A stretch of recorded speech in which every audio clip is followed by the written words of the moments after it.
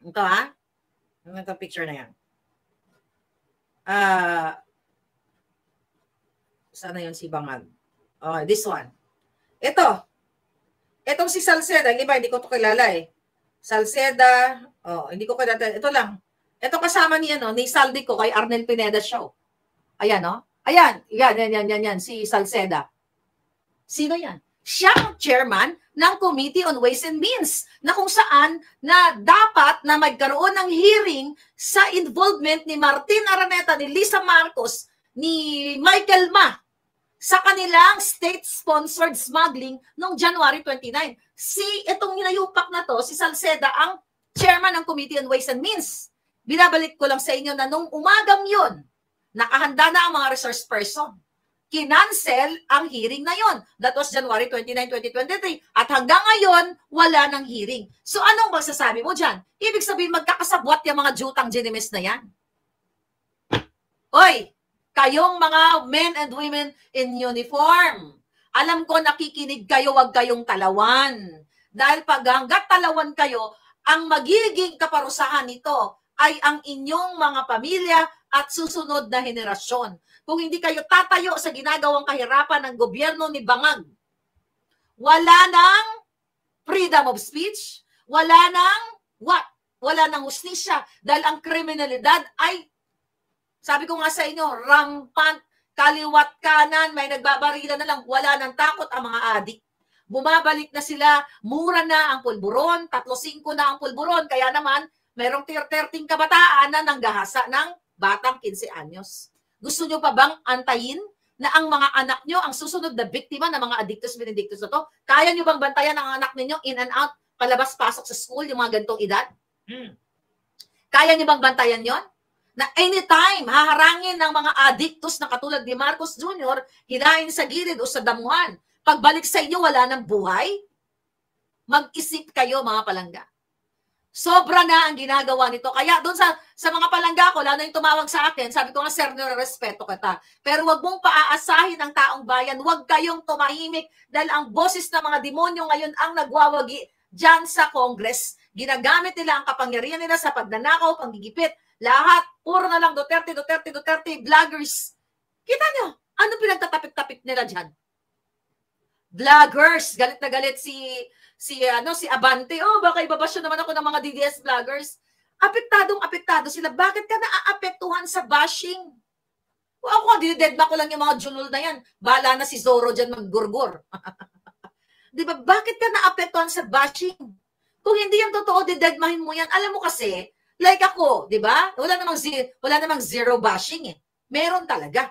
Do you think I'm affected? No. Kasi hindi naman totoo eh. Pero bakit naapektuhan itong Congress na mga ulol na yan, isinasama pa na sa kanilang mga privilege speech eklabush, tayo, mga DDS na, baka iba siya naman kayo, gano'n. Ibig sabihin, tagos boto, yung sinasabi. Ikaw, Abante, putang ina mo. Magpaliwanag ka, saan mo hinugot. Ikaw, Kimbo, lahat ninyo, saan kayo, lahat kayo, mga nayupa kayo. J. Conghon, Asidre, ko, lahat kayo, saan nyo pinaghuhugot? Yang pinambibili nyo ng luxury cars, bahay and everything.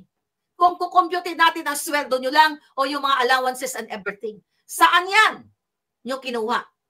Kaya kayo galit na galit sa amin at si Saldi ko ay nagkaso pa, isa yan sa kung reklamo niya na ako daw, katangi-tangi, si Marlica, ay sinisira ko raw ang imahe ng Kongreso. Kailan ko sinira yan, tangina mo? Kayo ang sumira. Kayo mga politikong may hawak ng pera, lalo ka ng baka ng ina ka. Puki ng ina mo, Saldi ko. O, ireklamo mo, dagdag mo sa reklamo mo. Ha? Putang ina ka, ikaw ang may hawak.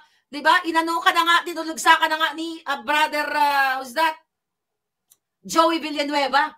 At mismo si Inday Sara ang nagsabi na kayo lang ang may hawak ng pondong hinayupa ka. Ako pa ngayon, mga kababayan, ako daw. Tidetain ko daw ang Kongreso, silang lahat. Ako sumisira, tangina nyo, kayo nagdanakaw, ako sumisira. Mga hinayupa kayo, hindi pa kayo kunin ng lupa.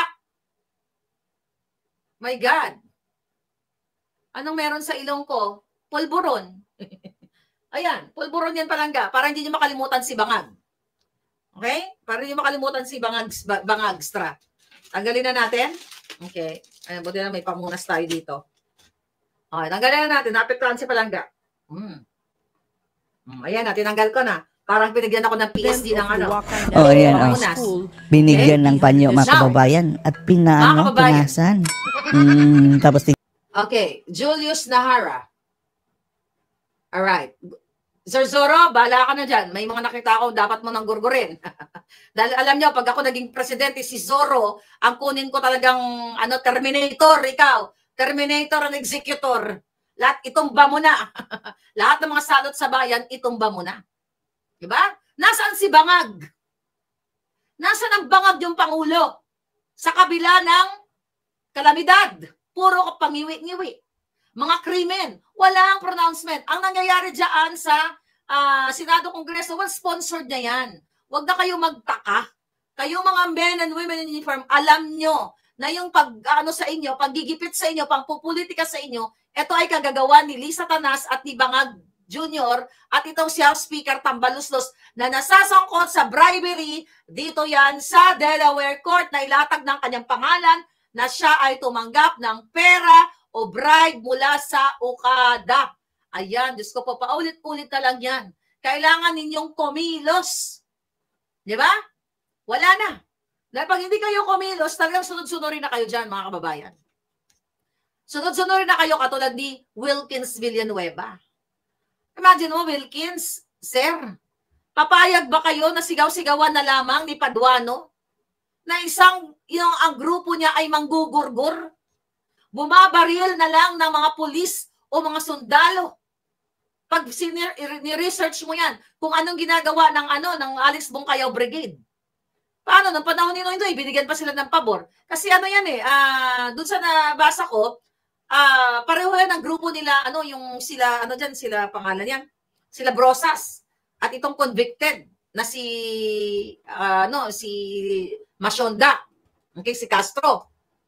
Okay? Yan ay magkakasama silang mga makakaliwang grupo. Pero ito, tingnan mo, yan ang namamayagpag sa inyo. Pero itong si Paduano, talaga ang grupo niya kilalasan ng babaril ng julo ng mga pulis. Kaya sabi ko nga sa inyo, mga kababayan, kaya sa inyong mga palanggang mga pulis, na mga matitino, antayin nyo ba pa na maghari na ang makakaliwang grupo? Nandyan na sila sa Senado, Kongreso. Panahon ni Duterte, pinuksa sila. Nagbalikan na nga, di ba? Yung iba, nagbalik loob na. Pero kayo, tignan ninyo. Anong gagawin ninyo? Susunod na yan, si Paduano, dahil marami na yan nakukuhang pera dyan, sa kaba ng bayan, budget pa lang, yung mga kanilang mga regalo ni Tambaluslos sa kanila, galing sa pera ng bayan, kaya na magtayo yan ng isang malaking sindikato. Dahil ang gobyerno ngayon ay isa na pong sindikato. Isang malaking sindikato, kaya kung ako sa'yo, Sir Wilkins, at ang iyong mga kasamahan na mga military, retired and everything, kailangan nyo ng manindigan. Katulad nga na nakausap kong palangga kanina na sinasabi, they are ready, hindi ko lang pwede sabihin kung saang hanay sila. You have to be ready. Dahil itong Alex Bongkayaw Brigade na si Paduano ay gugurgurin kung kaya niyang maniobrahin o gamitin ang kapangyarihan, mandato ng Kongreso para pahiyain kayo. Kaya din kayong gurgurin ng mga yan gamit ang what? Ang mandato at ang pera ng bayan. Maawa kayo sa ating mga matitinong pulis at mga sundalo. Dahil si Paduano ay likas na traidor. Diba? Sabi ko nga, kung babalikan ninyo ang history ng Alex Bongkayaw Brigade, hindi sila lumalaban ng harap-harapan. Patalikod, yung mga ginugurgur noon, natutulog ba or yun nga, wala, nakatalikod. Basta nakatalikod.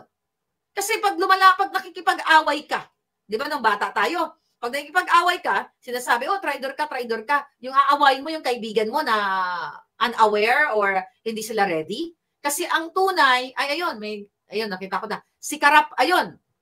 Sabi ko sa article na nabasa ko kanina, ayan, may nag-post. Ito. Si Karapali Luwalhati. Yun daw yung ginamit na alias nitong si Paduano nung nasa ABB Sparrow Unit pa siya. At ayon dito sa article na ito, na may nakabinbing warrant of arrest dito sa Negros nung time na yon. Kaya nga sabi nga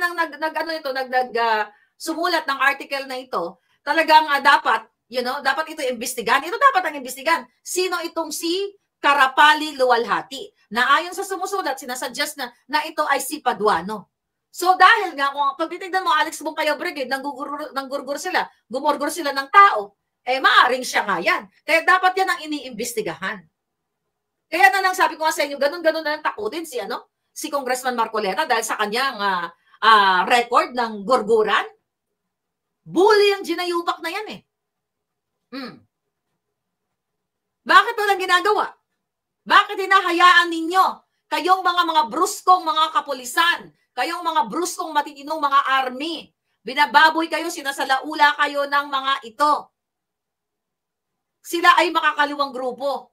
Ulit-ulitin ba o manggugurgur? Kailangan gurgurin kayo isa-isa na mga makakaliwang grupo kayo? Ay makakaliwang grupo na mga ito? Tapos, hindi na kayo makakakilos kasi gurgur na kayo eh. Di ba? Nagurgur na kayo eh. Kailangan yung kumilos now na. Wala na pong batas at hustisya sa Pilipinas dahil ang namumuno sa inyo ay Addictus Benedictus. Addict na si Bangag Jr. Tignan natin mga pangyayari ngayon. Ano ba nangyayari ngayon?